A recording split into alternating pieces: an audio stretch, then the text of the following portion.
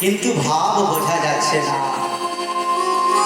তাই সহচর গণে কিছু আজ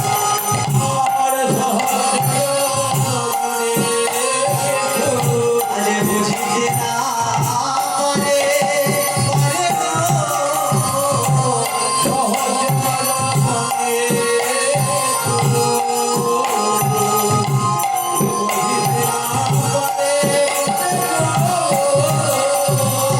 নিহারি গো রাঙ্গ মুখ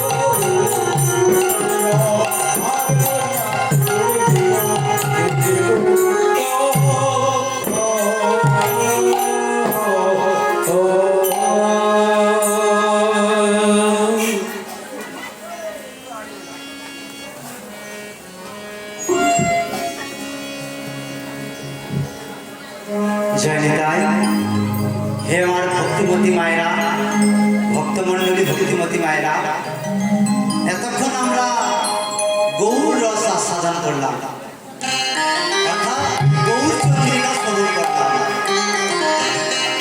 এবার আমরা চলে যাবো সেই মধুময় শ্রীধাম বৃন্দাবন। আর সেই বৃন্দাবনে গিয়ে আমরা আস্বাদন করব, আজ যে লীলাটি আস্বাদন করব সেটা ভগবান শ্রীকৃষ্ণের শ্রী শ্রী কালীয় দমন লীলা। এই কালীয় দমন লীলা ভগবানের বাল্য বয়সের লীলা। ভগবান যখন এই কালীয় দমন লীলা করেন তখন ভগবানের বয়স ছিল মাত্র 6 বছর। আর ভগবান যখন বাম হাতের করিষ্ঠাঙ্গুলি দিয়ে গিরি গোবর্ধন পর্বতকে ধারণ করেছিল সপ্তাহব্যাপী 7 দিন, তখন ভগবানের বয়স ছিল মাত্র 7 বছর। আর ভগবান যে লীলাটি করলেন সর্বলীলার মুকুটমণি রাস লীলা, তখন ভগবানের বয়স ছিল 8 বছর। তাহলে এই ভগবানের লীলা আমরা আজ শ্রবণ করব। তাহলে আমাদেরকে কোথায় যেতে হবে মা? না, সেই মধুময় শ্রীধাম বৃন্দাবনে। তাহলে আমরা এই সশরীরে তো আর বৃন্দাবনে যেতে পারি না। আচ্ছা মা, তার আগে বলি বৃন্দাবন কয়টি? বৃন্দাবন বাবা 4টি। একটি হচ্ছে গোলক বৃন্দাবন, যেটা আমাদের ধরা ছোঁয়ার বাইরে। আর একটা হচ্ছে ধাম বৃন্দাবন, অর্থাৎ বৃন্দাবন ধাম। কোথায় সেটা? উত্তরপ্রদেশ। বৃন্দাবন যারা জানেন তারা জানেন। আর একটা হচ্ছে আমাদের এই দেহ বৃন্দাবন। প্রত্যেকের একটা করে দেহের মধ্যে বৃন্দাবন আছে। আর একটা হচ্ছে যেখানে হয় হরিনাম সংকীর্তন, সেটাই হচ্ছে মধুর বৃন্দাবন। তাহলে আজকে এই জায়গাটা একটা বৃন্দাবন, আর আমরা চলে যাবো এই মনটাকে নিয়ে সেই বৃন্দাবন ধামে। তাহলে বাবা আমি যে বলছি আমরা নিয়ে চলে যাব, আমি নিয়ে চলে যাব, তাহলে এই দেহটা কি আমি নয়? এই দেহটা আমি কে? তাহলে আমি কে? আমি এই দেহ? না না না, এই দেহটা আমি নয়, আমি হচ্ছি আত্মা।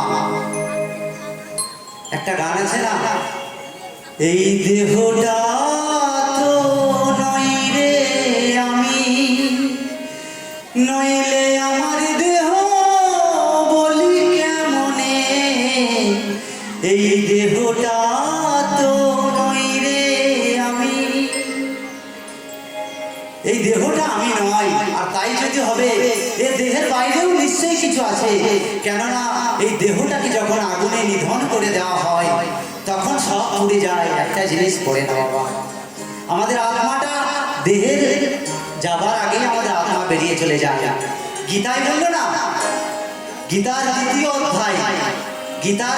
অধ্যায় সাংখ্যযোগ 22 নম্বর শ্লোকে আছে, বাসাংসি জীর্ণানি যথা বিহায়, বাসাংসি জীর্ণানি যথা বিহায় নবানি গৃহ্ণাতি নরপুরাণি তথা শরীরানি বিহায় জীর্ণান্য নয়নি সংজাতি নবানি দেহি। বাসাংসি মানে বস্ত্র, জীর্ণানি মানে ছিন্ন ভিন্ন, যখন ছিঁড়ে যায় বস্ত্র, যখন ছিঁড়ে যায় বাসাংসি জীর্ণানি নবানি দেহি নরপুরাণি। আমাদের এই পুরাতন বস্ত্র যখন ছিঁড়ে যায় তখন আমরা আবার নতুন বস্ত্র ধারণ করি। তদ্রূপ আমাদের এই দেহটা যখন মলিন হয়ে যায়, জীর্ণ শীর্ণ হয়ে যায়, চামড়া জড়ো হয়ে যায়, তখন আমাদের এই আত্মা এই পুরাতন দেহটাকে, জীর্ণ শীর্ণ দেহটাকে ছেড়ে দিয়ে আবার কোনো নতুন দেহ ধারণ করে। তাহলে এই দেহটা আমি নয়, আমি হচ্ছে আত্মা। তাই সেই মন, সেই আত্মাকে আমরা নিয়ে চলে যাব মধুর বৃন্দাবন। হৃদয় গৌর প্রেমানন্দে বলুন একবারে চলে রে আমার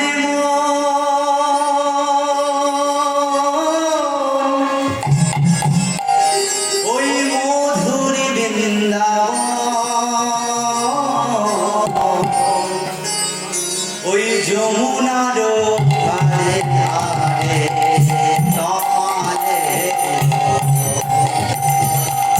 চলে রে আমার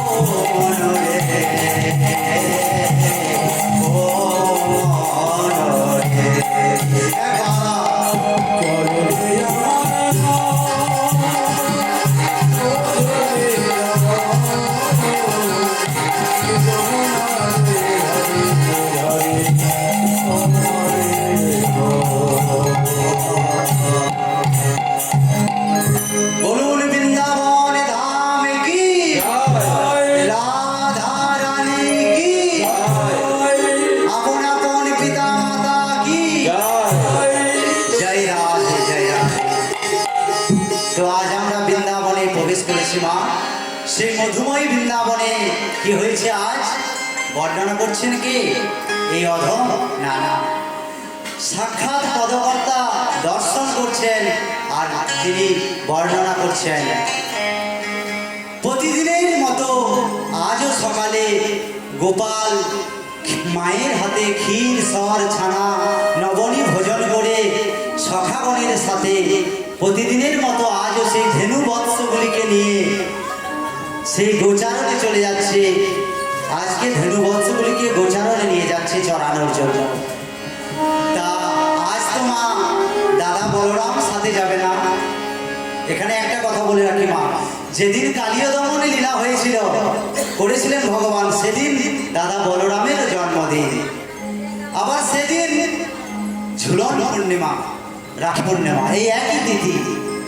তাই প্রতিদিনের মতো সেই সখাগণের সাথে গোপাল আজ শ্রীরাম সুদাম দাম বসুদামকে নিয়ে সেই গোষ্ঠ ভূমিতে গোচারণ ভূমিতে গমন করছেন। আর সেই গোষ্ঠ ভূমিতে গমন করে সেই নিকটস্থ বনে সেই ধেনুবৎসগুলিকে ছেড়ে দিয়ে আজ প্রতিদিনের মতো গোপাল সেই সখাগণের সাথে খেলা করছে। কেমন ভাবে? খেলত নন্দ দুলা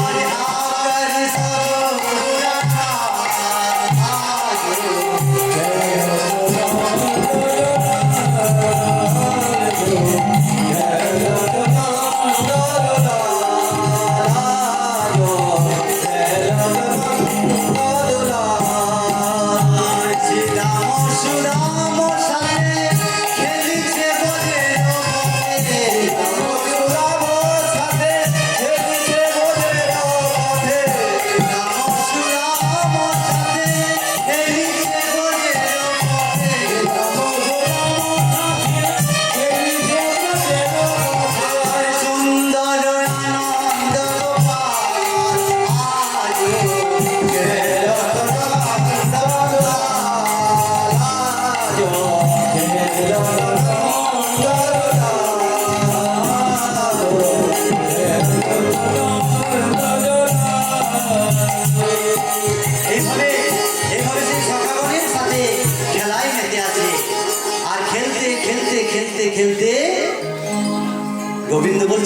শ্রীদাম, সুদাম, দাম, বসুদাম, আমরা তো বেশ খেলায় মেতে আছি ভাই, কিন্তু আমরা যে এই নিকটস্থ বনে ধেনুবৎসগুলিকে, বাছুরগুলিকে ছেড়ে দিয়ে এলাম, তাহলে তাদের তো আর অন্বেষণ দেখতে পাচ্ছি না।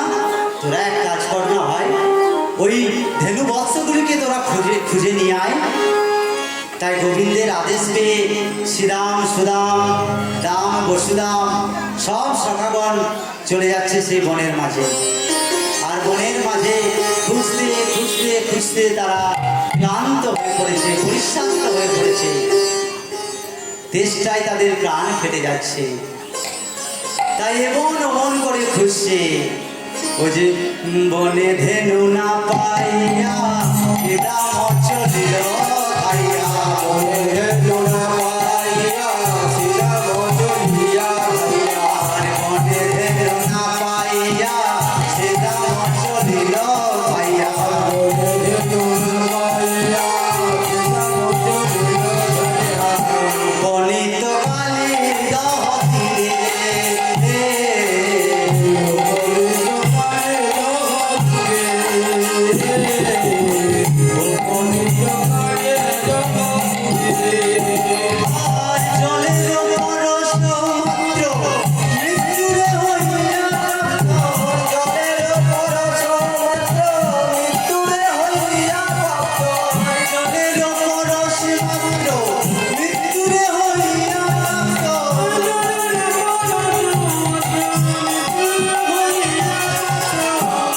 সবে জলের উপরে,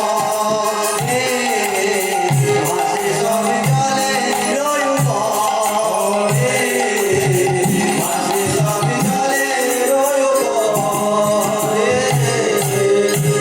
যেই না পিপাসায় প্রাণ ফেটে যাচ্ছে তাদের, যেই না সেই কালিদহের জলে এসে জল পান করব বলে যেই না জলের পরশ লেগেছে, অমনি শ্রীরাম, সুদাম, দাম, বসুদাম সকলেই তারা জলের উপর কি হলো না সেই মৃতদেহের ন্যায় জলের উপর ভাসতে লাগলো। তাহলে বাবা, এই কালিদহের জলের পরশ লাগা মাত্র, জলের ছোঁয়া লাগা মাত্র যদি সব মৃতদেহ হয়ে জলের উপর ভাসতে থাকে, তাহলে না জানি সেই কালিদহে কত কত বিষ আছে। কালিদহে কে বাস করে মা? না সেই পঞ্চফলধারী বিকট কালীনাথ। তাহলে এই কালীদহ কোথায় অবস্থিত, কালীদহটি কেমন সেটা আমরা আগে জেনে নেব। কালীদহটি কোথায় অবস্থিত না শ্রীধাম বৃন্দাবনে। আর বৃন্দাবনে আছে কালিন্দী, অর্থাৎ কালিন্দী অর্থাৎ যমুনা। সেই পদকর্তা কলম দিচ্ছেন, কালিন্দীর এক দহে কালিনাগ তাহে রহে, কালিন্দীর এক দহে কালিনাগ রহে, কালিন্দীর এক দহে কালিনাগ তাহে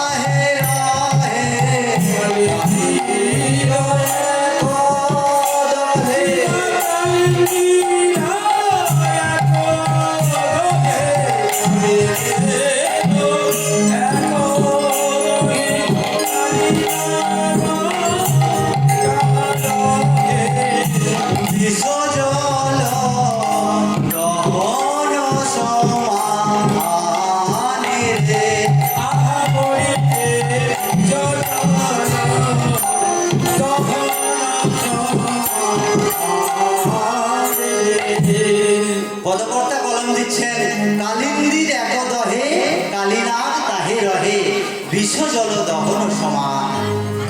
অর্থাৎ কালিন্দীর একটা দহ আছে, দহ মানে কি মা? হ্রদ। সে হ্রদটা সবারই র ফলা উচ্চারণ হয় না, সে হ্রদ হ্রদ হ্রদ হতে হতে হতে হতে দহতে পরিণত হয়েছে। তাই সেই কালিন্দী অর্থাৎ যমুনা কোথায় আছে? বৃন্দাবনে। সেই বৃন্দাবনে আছে যমুনা নদী কালিন্দী, তার তীরে আছে কালীয় দহ। দহ কিভাবে সৃষ্টি হয় মা? যখন নদী প্রবল বেগে বইতে থাকে তখন সেই নদী বইতে বইতে হঠাৎ করে একটা বাঁকের সৃষ্টি হয়, টান হয়, সেই বাঁকে জলাশয়ের সৃষ্টি হয়। আর সেখানে যখন আবার নদী তার পুনরায় সেই নিজস্ব গতিতে ফিরে আসে অর্থাৎ স্থির হয়ে যায়, তখন সেই জলাশয়টা একটা দহতে পরিণত হয়। সেই যমুনার তীরেই এই কালীয় দহ অবস্থিত, আর সেখানে বাস করে কালীয় নাগ। তাহলে আমরা এটা তো ভাবে বুঝতে পারলাম যে বৃন্দাবন, সেখানে আছে কালিন্দী অর্থাৎ যমুনা, আর সেই যমুনার তীরে আছে কালীয় দহ, আর সেখানে বাস করে পঞ্চফলধারী বিকট কালীনাগ। এটা আমরা ভাবে বুঝতে পারলাম। তাহলে মা শাস্ত্রে বলছে যা আছে বিশ্ব ব্রহ্মাণ্ডে তাই আছে আমাদের এই 3.5 হাতের দেহ ভাণ্ডে। তাই গৌর হরি বল। তাহলে বাবা আমি তো বলছি বৃন্দাবন, এই দেহ বৃন্দাবন, তাহলে তো আপনারা বলতেই পারেন আচ্ছা বাবা শুনেছি নাকি বৃন্দাবন 84 ক্রোশ, তা আমাদের এই 3.5 হাতের দেহটা 84 ক্রোশ বটে তো? হ্যাঁ মা বটে। আমি বলছি দেখে নিন, আমাদের দেহটা প্রত্যেকের নিজের নিজের হাতে 3.5 হাত। এক হাত সমান এমনি করে যদি দেখা হয় 24 আঙুল, তাহলে এক হাত সমান যদি 24 আঙুল হয়, আমি বলেছি 3.5 হাতের দেহ, তাহলে এক হাত সমান 24 আঙুল, তাহলে 3 হাত সমান 3 24 72, তাহলে এখনো অর্ধেকটা আছে। তাহলে 24-এর অর্ধেক কত? 12, তাহলে 72 আর 12 যোগ করলে হয় 84। হিসাব কিন্তু বাবা বরাবর। আমাদের এই 3.5 হাতের দেহটা 84 কোটি বৃন্দাবন। এটাই তাহলে মা এখানে কালী দহ কোনটি? না এই যে হৃদয় বরাবর, এই হৃদয় বরাবর হচ্ছে কালী দহ। তাহলে এই কালী দহে কালী নাগ কোনটি? না, আমাদের প্রত্যেকের শরীরে 6টি রিপু আছে বাবা। কাম, ক্রোধ, লোভ, মোহ, মদ আর মাৎসর্য। এই 6টি রিপু, রিপু অর্থাৎ শত্রু, শত্রু মা। আমরা বহিঃশত্রুর সাথে, বাইরের শত্রুর সাথে লড়াই করতে পারি, দমন করতে পারি, কিন্তু আমাদের এই ভেতরের শত্রুর সাথে লড়াই করতে পারি না। তাহলে এই 6টি রিপুর মধ্যে সবচেয়ে বলশালী হলো কাম, যার প্রথমে নাম কাম অর্থাৎ কামনা। তাহলে আমাদের এই হৃদয় কালীদহ, আর এখানে বাস করে কাম রূপী কালীয় নাগ। এটা যদি আমরা বুঝতে পারি তবেই আমাদের এই কালীয় দমন লীলা শ্রবণ করা সার্থক হবে। তাহলে পদকর্তা কলম দিচ্ছেন, কালিন্দির একদহে কালী নাগী তাহে রহে।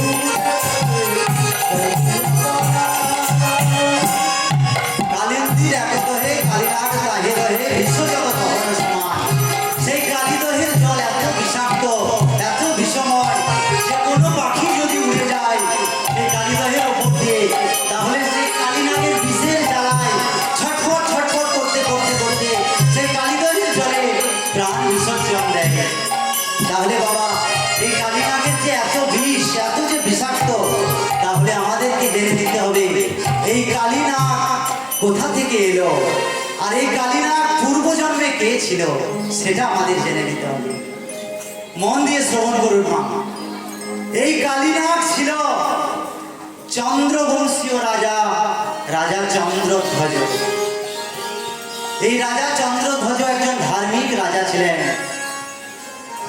তো কি হয়েছে মা, এই ধার্মিক রাজা একবার মৃগয়া করতে গিয়েছিলেন বনে। আগেকার দিনে শখে রাজারা মৃগয়া করতে যেতেন, শিকার করতে যেতেন। সেই বনে শিকার করতে গেছেন, সেই বনটার নাম হচ্ছে কাম্যক বন। মনে রাখবেন মা, কাম্যক বন।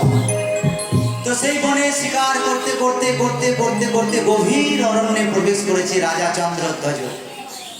রাজা দেখছে একই সন্ধ্যা ঘনিয়ে এলো, তাহলে আমরা তো আর বাড়ি ফিরতে পারবো না।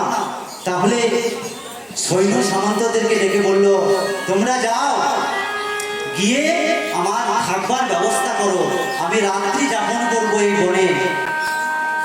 সৈন্য সামন্তরা রাজার আদেশ পেয়ে যথারীতি সেই আশ্রয়স্থল খোঁজ করতে লাগলো। খুঁজতে খুঁজতে খুঁজতে খুঁজতে একটা মুনির আশ্রমে এসে উপস্থিত হলো। আর কি দেখলো জানেন মা?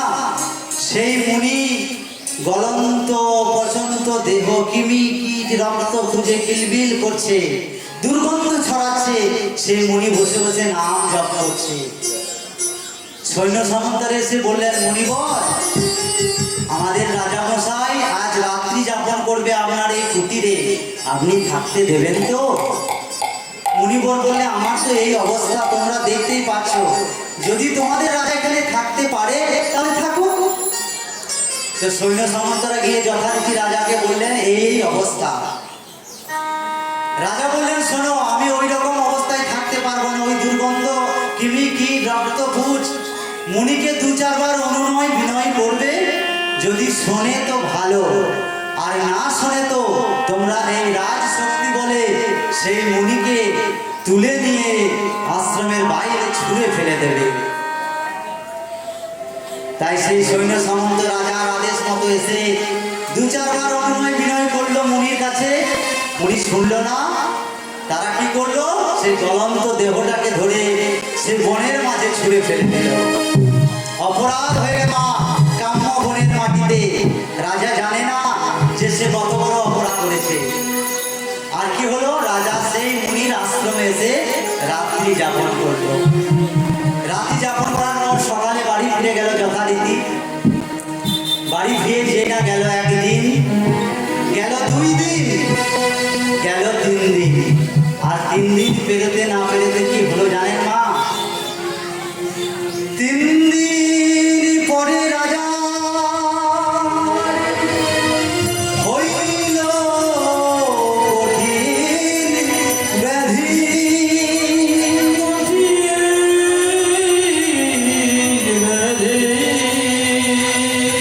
শ্রী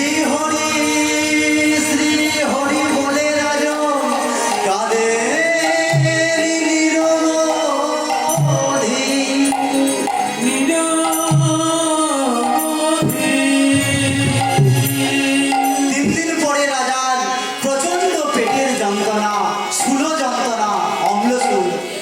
সেই পেটের যন্ত্রণায় রাজা ছটফট করতে লাগলো। কত কত বুদ্ধি কবিরাজ আসে, কেউ ভালো করতে পারে না। রাজা পেটের যন্ত্রণায় ছটফট করছে, আর আর দয়াময়ীকে ডাকছে, দয়া করো, দয়া করো, দয়া করো, ও গো দয়া।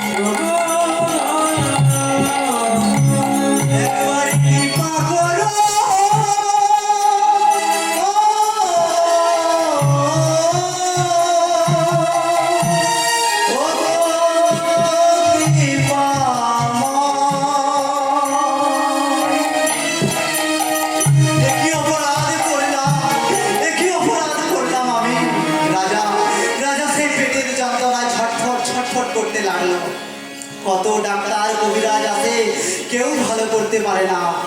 হঠাৎ করে একদিন নারদ মুনি এসে বললেন, রাজন, আপনি আপনি অপরাধ করেছেন ওই কাম্যক বনের মাটিতে, আপনি ডাক্তার গতিতে ভালো হবেন না। আপনারই রাজ্যে একটা সরোবর আছে, মানস সরোবর। সেই সরোবরে দুটি রাজহংস খেলা করছে। সেই রাজহংসকে ধরে এনে যদি তাকে কেটে তার পিত্ত ভক্ষণ করতে পারেন, তাহলে আপনার এই পেটের স্থূল যন্ত্রণা চিরদিনের মতো ভালো হবে। তাই রাজা কি করলেন না, সেই রাজহংসের একটিকে ধরে এনে যেই না কেটে ভক্ষণ করতে যাবে, অগ্নি রাজহংস মানবী রূপ ধারণ করল। বলছে, রাজন, আপনি অপরাধ করেছেন ওই মুনির কাছে, আর আমাকে হত্যা করে আবার দ্বিতীয়বার অপরাধী হতে চাইছেন। আমাকে মেরে আপনার এই অপরাধ মুক্তি হবে না।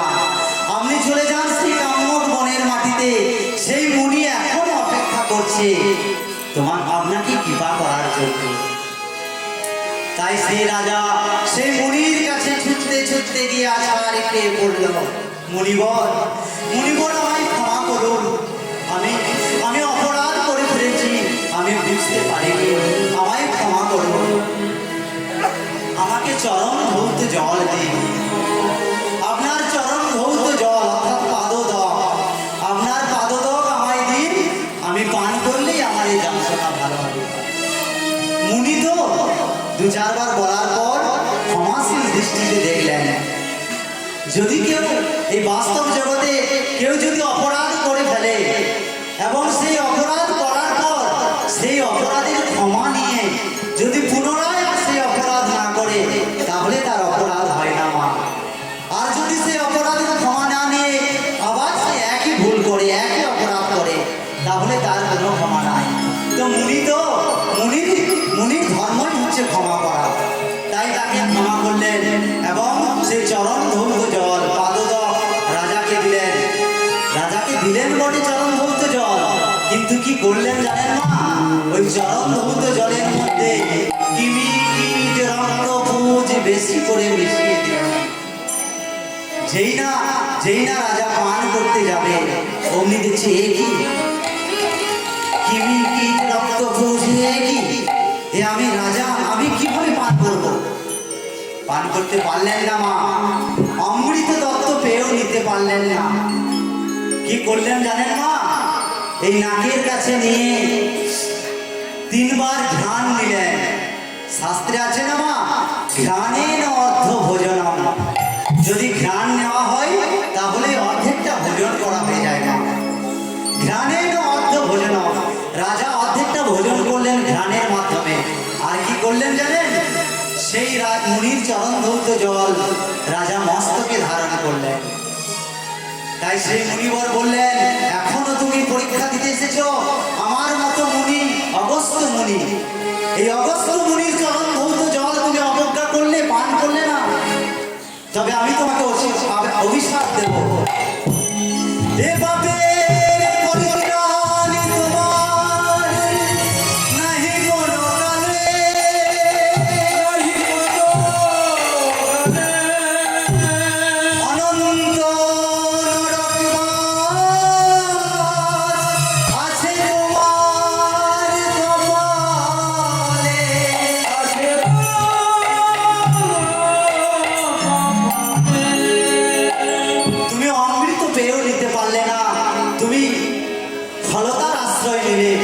তুমি ফল বুদ্ধি নিলে, তাই তোমাকে আমি অভিশাপ দিলাম, তোমার ফল জনিতে জন্ম হবে, তোমার সর্বকুলে জন্ম হবে, তুমি সাপ কুলে জন্ম হবে, তোমার নাম হবে কালীয় নাম। তাহলে বুঝতে পারলেন মা, আজকের যে কালীয় নাম সে পূর্ব জন্মে কে ছিলেন মা? রাজা চন্দ্রধ্বজ। তবে মুনিবর এর সাথে সাথে বললেন যে তোমাকে আমি অভিশাপ দিলাম ঠিকই, তোমাকে আমি একটা আশীর্বাদ করছি, যেহেতু আমার মতো অগস্ত্য মুনির জল তুমি মাথায় নিয়েছো, তাই তোমাকে আশীর্বাদ দিলাম, ওই মস্তকে একদিন পরমানন্দ গোবিন্দ তোমার ওই মস্তকে নৃত্য করবে, তোমার ওই মস্তকে একদিন পরমানন্দ তাই সেই চন্দ্রধ্বজ রাজা আজ কালিল না। তাই পরবর্তী কলম দিচ্ছেন, বিষ উথলিছে জলে প্রাণী জ্বলে যায় পুড়ে।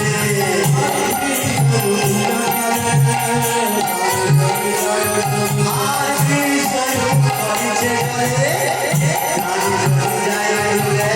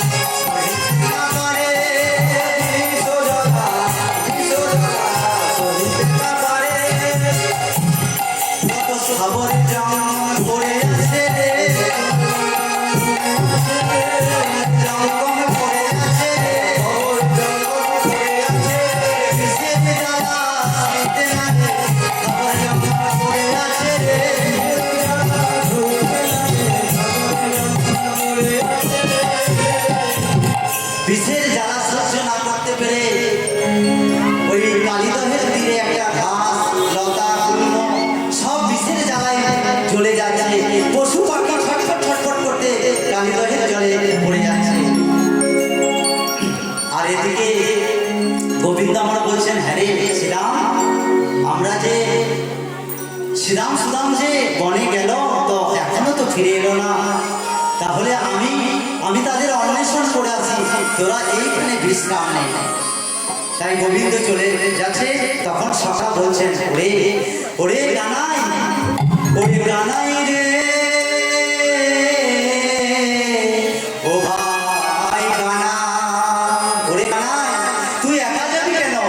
শ্রীরাম সুদাম ফিরে আসেনি তো তুই একা যাবি কেন ভাই?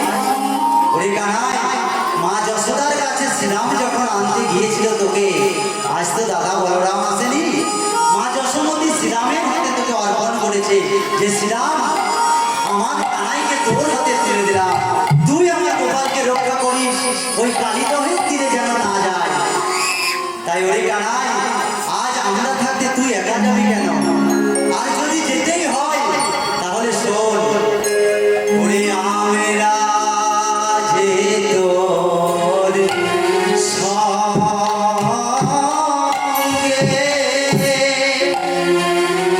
ও যাবো ভাই, ও ভাই কানা।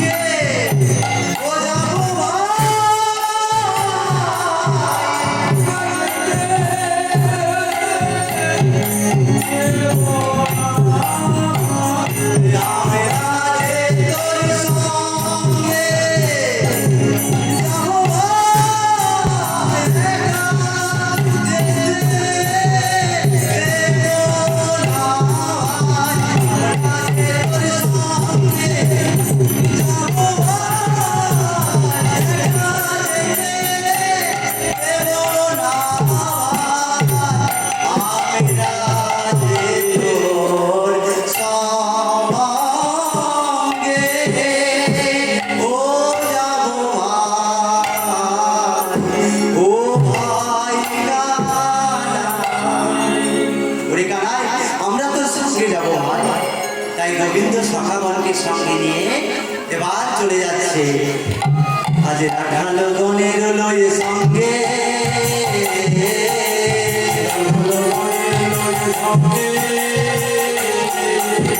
রাখালো গণের লয়ে সঙ্গে রাখালো গণের লয়ে সঙ্গে রাখালো গণের লয়ে সঙ্গে রাখালো গণের লয়ে সঙ্গে আর বনে হইতে বনান্তরে খুঁজে খুঁজে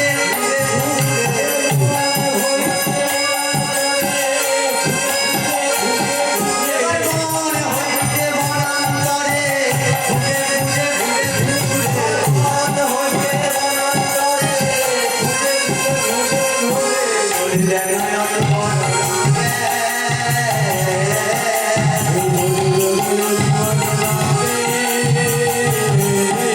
আর চলিলেন অতি বড় রঙে চলিলেন অতি বড় রঙে চলিলেন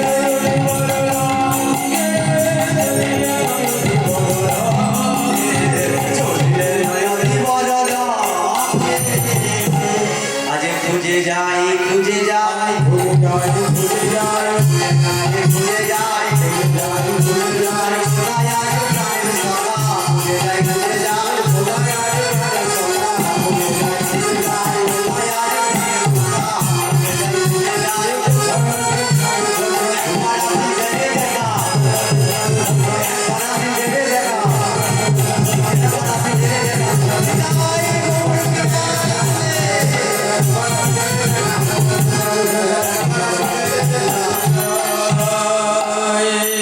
এভাবে খুঁজতে খুঁজতে খুঁজতে সেই কালিদহের তীরে গোবিন্দ আমার এসে পৌঁছে গেলেন।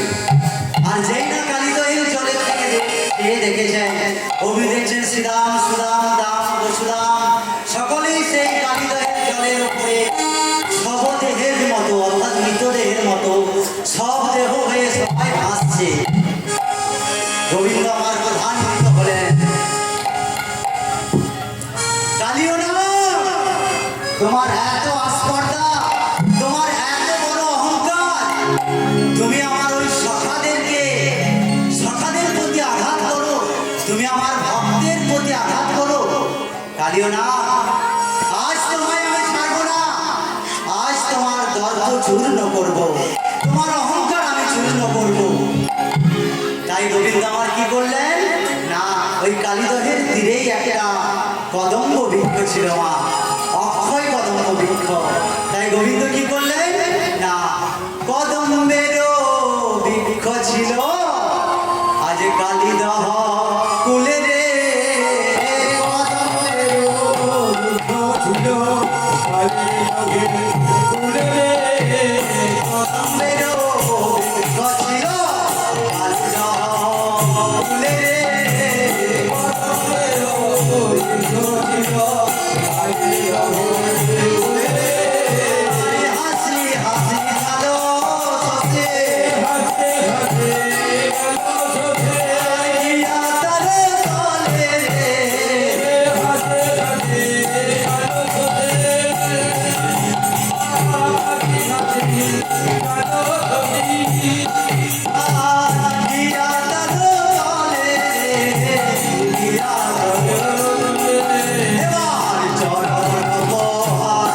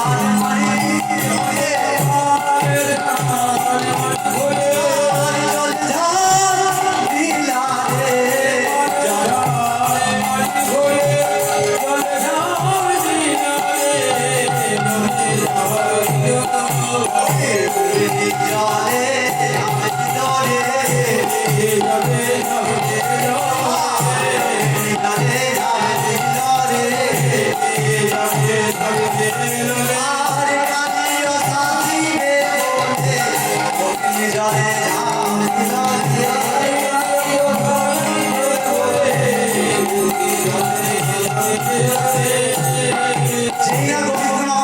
সেই কদম্ব বৃক্ষের ওপর চেপে দেহটাকে শত যোজন ভারী করে হুঙ্কার গর্জন করে সেই কি করলেন না কদম্ব বৃক্ষ থেকে সেই কালী দহের জলে ঝাঁপ দিলেন।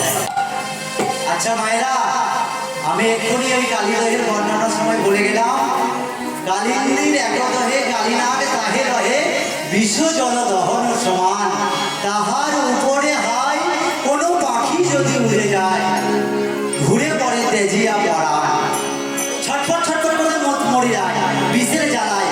আর সেই কালীদহের তীরে কোনো ঘাস পালা গাছ পশু পাখি কেউ টিকতে পারে না। তাহলে আপনাদের মনে তো প্রশ্ন হতে পারে যে বাবা ওই কদম্ব বৃক্ষটা তাহলে এলো কোথা থেকে, কেউ বাঁচতে পারে না, তাহলে কদম্ব বৃক্ষটা কি করে বাঁচলো? হ্যাঁ মা, কদম্ব বৃক্ষটা আজও অমর। বৃন্দাবনে গেলে দেখতে পাবেন ওই কদম্ব বৃক্ষটা অক্ষয় কদম্ব বৃক্ষ, যে কদম্ব বৃক্ষ চড়ে গোবিন্দ কালীদহের জলে ঝাঁপ দিয়েছিল। তাহলে এই কদম্ব বৃক্ষটা অমরত্ব পেল কি করে? তাহলে আমাদেরকে চলে যেতে হবে সেই পুরাণের কাহিনী। কশ্যপ ঋষি, ঋষি কশ্যপের অনেকগুলি স্ত্রী ছিল, তার মধ্যে দুটি স্ত্রী ছিল, একটা কদ্রু একটা বিনতা। কদ্রু হচ্ছে সাপেদের মা আর বিনতা হচ্ছে পক্ষীদের মা। তা কদ্রু আর বিনতা সবসময় ঝগড়া লেগেই থাকতো দুজনে দুজনে। একদিন কদ্রু বলল বিনতা শোন, আজ আমরা তর্ক যুদ্ধ করবো, আর এই তর্ক যুদ্ধে যে হারবে সে তার সারা জীবন দাসিত্ব করবে। বিনতা বলল ঠিক আছে দিদি তাই হবে। তো কদ্রু বলল বল দেখি বিনতা, বল দেখি ওই ইন্দ্রের ঘোড়ার রং কি? কদ্রু বলল ইন্দ্রের ঘোড়ার রং সাদা, আর সত্যিমা ইন্দ্রের ঘোড়ার রং সাদাই বটে। কদ্রু বলল না না বিনতা, ওই ইন্দ্রের ঘোড়ার রং হচ্ছে কালো। বিনতা বলছে না দিদি ইন্দ্রের ঘোড়ার রং কালো। বলছি আমি কদ্রু যখন বলছি ইন্দ্রের ঘোড়ার রং কালো তখন কালোই বটে। তাই হয়েছে কি মা? বলল ঠিক আছে, আমরা তর্ক যুদ্ধে যে হারবে সে তার দাসিত্ব করবে। এবার কদ্রু তলে তলে খবর নিয়ে দেখেছে যে সত্যি ইন্দ্রের ঘোড়ার রং সাদা। কদ্রু দেখলো সাপেদের মা সবসময় ফল বুদ্ধি, আর বিনতা সরল সাদা সিধে পক্ষীদের মা। তাই কদ্রু দেখলো আমি তো সেই বিনতার কাছে হেরে যাবো, তাহলে তার দাসিত্ব করতে হবে আমাকে সারা বছর সারা জীবন। না না, আমি হারবো না। তাই সে কি করলো জানেন? তার সমস্ত সেই কালো কালো সাপ ছেলেদেরকে ডাকলো, এই কালিমা, এই কেউটে, এভাবে যত কালো কালো সাপ ছিল সবাইকে ডেকে বললো শোন, তোরা ওই রাতের মধ্যে ওই ইন্দ্রের যে সাদা রঙের ঘোড়া আছে সেই সাদা ঘোড়াটার গায়ে এমন ভাবে জড়িয়ে থাকবি যেন দূর থেকে বিনতাকে দেখাবো তখন মনে হয় যে ইন্দ্রের ঘোড়া সাদা নয়, ইন্দ্রের ঘোড়ার রং কালো। তাই এবার সকালবেলায় বিনতাকে নিয়ে গিয়ে যখন দেখাচ্ছে ওই দেখো দিদি ইন্দ্রের ঘোড়ার রং বলেছিলাম না কালো। বিনতা তো হতবাক, দিদি দিদি তুমি ক্ষমতার আশ্রয় নিয়ে আমাকে পরাজিত করলে দিদি, ঠিক আছে আমি সারা জীবন তোমার দাসিত্ব হয়ে থাকবো। তাই সেদিন থেকে বিনতা দাসিত্ব হয়ে কদ্রুর সেবা শুশ্রূষা করে, যত্ন করে, কাপড় পরিষ্কার করে দেয়, পায়ে তেল দিয়ে দেয়, সারাদিন সে খাটতে থাকে অক্লান্ত পরিশ্রম করে। আর রাত হলে সে কি করে জানেন না, পুত্র বাবার তপস্যা করে, ধ্যান করে, প্রভু নারায়ণের ধ্যান করে। নারায়ণ নম নারায়ণ, নারায়ণ নম নারায়ণ, নারায়ণ নম নারায়ণ, নম নারায়ণ নম নারায়ণ করতে করতে করতে করতে সারা রাত সে ধ্যান করে, আর দিনের বেলায় সে কদ্রুর দাসিত্ব খাটে।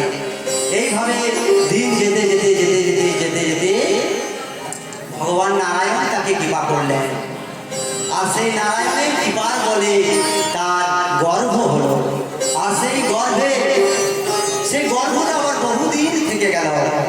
সেই গর্ভ প্রসব আর হয় না। তাই সেই নারায়ণের কাছে আবার প্রার্থনা করলো গর্ভ যাতে প্রসব হয়। তাই বহুদিন পর সেই গর্ভ থেকে প্রসব হলো। কোনো পশু নয়, কোনো মানুষ নয়, কোনো পাখি নয়, গর্ভ থেকে প্রসব হলো দুটি অণ্ড, দুটি ডিম প্রসব হলো। এবার সেই ডিম ফুটে আর বাচ্চা আর বের হয় না, সে আবার বহুদিন চলে যায়। বহু বছর পর সেই বিনতার আর ধৈর্য থাকে না, সে বিতৃষ্ণায় ক্ষোভে কি করে না একটা অন্ডকে নিয়ে মাটিতে আছাড় মেরে ভেঙে ফেলে। আর যেই না ভেঙে ফেলেছে অমনি সেই অন্ড থেকে বেরিয়ে হলো অর্ধেকটা মানুষ, অর্ধেকটা পশু পাখি। সে অর্ধেকটা মানুষ, অর্ধেকটা পাখি। সেই পাখির মুখ থেকে বললো, মা মা তুমি আমাকে অকালে জন্ম দিলে, মা মা আমি তোমার এই দাসত্ব পরামর্শ করতে পারবো না। আমি চলে যাচ্ছি, আমি চলে যাচ্ছি সেই সূর্যের রথের সারথি, আমার নাম হবে অরুণ। তাই সকালের সূর্যের আরেক নাম অরুণ। সূর্যের অনেক নাম আছে মা, অরুণ, প্রভা, ভানু, দিবাকর। তাই সূর্যের সকালের যেটা সূর্য তার নাম অরুণ। সেই অরুণ